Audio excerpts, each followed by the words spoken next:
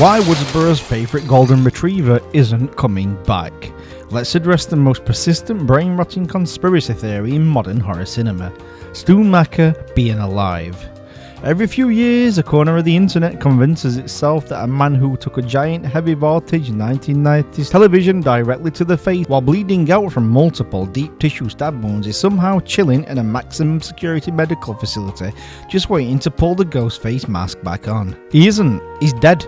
Is deeply, profoundly and biologically decomposed. But even if we entertain the absolute delusion that his fried, lacerated brain survived the ultimate appliance-based execution, there is a much bigger reason Stu should never return to a Scream movie.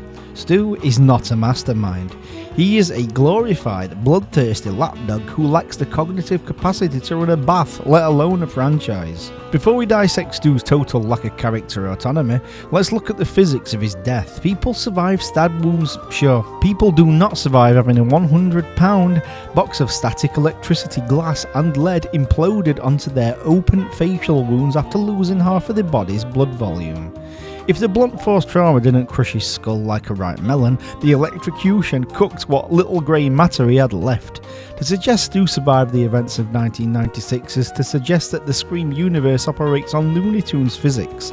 If Stu comes back, we might as well have Sidney Prescott drop an anvil on Ghostface's head in the next Scream installment. People won't admit it, but there is a fundamental flaw in wanting Stu to return as a mastermind in Scream. Fans remember Matthew Lillard's iconic high-energy manic performance, which, yeah, it were brilliant, but don't mistake charisma for competence. Stu Macher did not have a motive when pressed by Sidney as to why he helped slaughter his classmates and terrorise a town. His grand philosophical thesis statement was peer pressure. This isn't the rallying cry of a horror antagonist, it's the excuse of a teenager who got caught smoking behind the gym. Stu didn't plan the Woodsboro murders, he didn't cultivate the grudge against Maureen Prescott, he didn't orchestrate the metalicious psychological torture of Sidney. Billy Loomis did. Stu was essentially a weaponized golden retriever. Billy whistled and Stu went and bit whoever Billy pointed at. If Billy had told Stu that the secret to being cool was eating dry wall, Stu would have grabbed a fork and knife. He was a follower in the most pathetic literal sense of the word. Why a Stu-led sequel devalues the franchise? The Scream franchise has always thrived on meta-commentary, subverting tropes, and exploring the psychology of fame, trauma, and toxic fandom. Putting Stu Macher at the helm of a sequel completely derails that intellectual foundation. Let's take a look at the Billy Loomis blueprint. His motive is generational trauma, psychological revenge, and its calculated malice. He's also very manipulative and he gaslights the hell out of anybody around him. And Billy also has leadership potential. If Stu were to return as the main killer, what is his grand plan? He has no ideological drive without Billy to tell him what to do, how to think, and when to stab. Stu is just a manic guy with a knife and a severe case of codependency.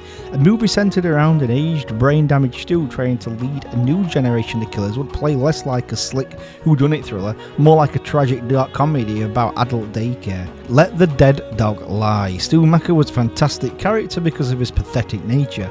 Not despite it, he was the perfect execution of a specific archetype, the easily manipulated, validation-starved teenager who let himself become a monster just to feel like he belonged to something. To elevate him into the status of a living, breathing mastermind completely misunderstands who he was. He was the sidekick, he was the muscle, he was Billy's lapdog, and when the television screen flickered out on his face in 1996, it didn't just end his life, it ended his brief, bloody run as a puppet. Let him stay under the TV.